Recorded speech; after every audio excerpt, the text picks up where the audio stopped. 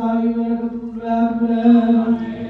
ልዑል እግዚአብሔር ሁላችንን ይባርከን፣ በመንፈሳዊ በረከቱ ሁሉ ያክብረን። ልዑል እግዚአብሔር ሁላችንን ይባርከን፣ በመንፈሳዊ በረከቱ ሁሉ ያክብረን።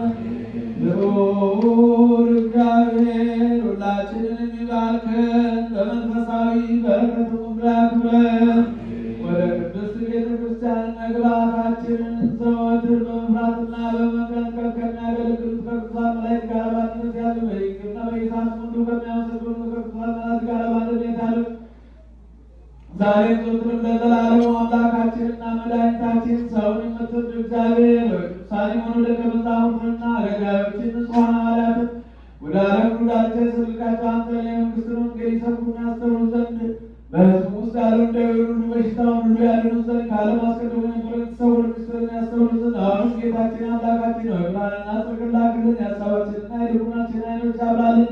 የከበረ ወንጌልን ቃል በመጨከን እንሰማ ዘንድ የበቃን አድርገን የምንሰማ ብቻ አይደለም እንደሰማን ሰላም ነው እንጂ ስርዓቱን ፈታ ስራሰና ፍጻመቶ የሃይማኖት ፍሬ በላያችን ያፈራ ዘንድ የወገኖችን ኃጢአት ታስተሰርይ ዘንድ ለመንግሥተ ሰማያትን የበቃን እንሆን ዘንድ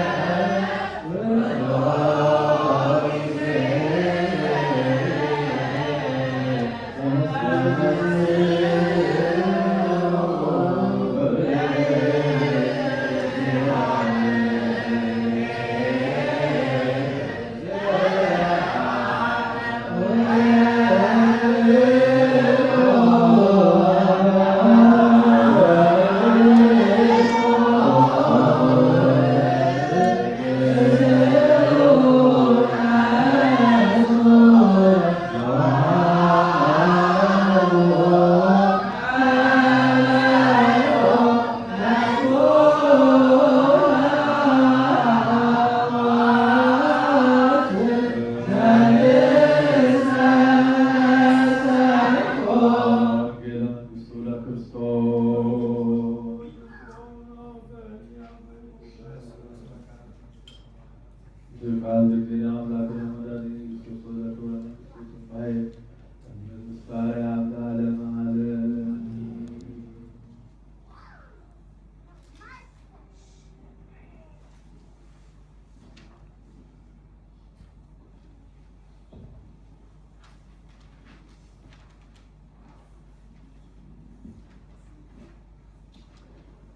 የዮሐንስ ወንጌል ምዕራፍ 20 ቁጥር 19። ያም ቀን እርሱም ከሳምንቱ ፊተኛው በመሸ ጊዜ ደቀ መዛሙርቱ ተሰብስበው በነበሩበት አይሁድን ስለፈሩ ደጆቹ ተዘግተው ሳሉ ኢየሱስ መጣ፣ በመካከላቸው ቆሞ ሰላም ለእናንተ ይሁን አላቸው። ይህንን ብሎ እጆቹንም ጎኑንም አሳያቸው። ደቀ መዛሙርቱም ጌታን ባዩ ጊዜ ደስ አላቸው። ኢየሱስም ዳግመኛ ሰላም ለእናንተ ይሁን፣ አብ እንደላከኝ እኔም ደግሞ እልካቸዋለሁ አላቸው። ይህንን ብሎ እፍ አለባቸውና መንፈስ ቅዱስን ተቀበሉ። ኃጢአታቸውን ይቅር ያላችኋቸው ሁሉ ይቀርላቸዋል፣ የያዛችኋቸውም ተይዞባቸዋል አላቸው። ነገር ግን ከ12ቱ አንዱ ዲዲሞስ የሚሉት ቶማስ ኢየሱስ በመጣ ጊዜ ከእነሱ ጋር አልነበረም።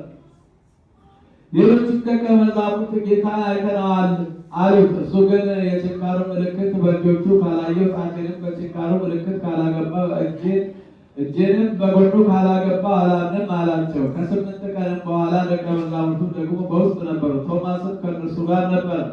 ደጆች ተዘግተው ሳሉ ኢየሱስ መጣ፣ በመካከላቸውም ቆሞ ሰላም ለእናንተ ይሁን አላቸው። ከዚያ በኋላ ቶማስን ጣትን ወደዚህ አምጣና እጆችን እይ፣ እጅህንም አምጣና በጎኔ አግባው፣ ያመን እንጂ ያላመን አትሁን አለው።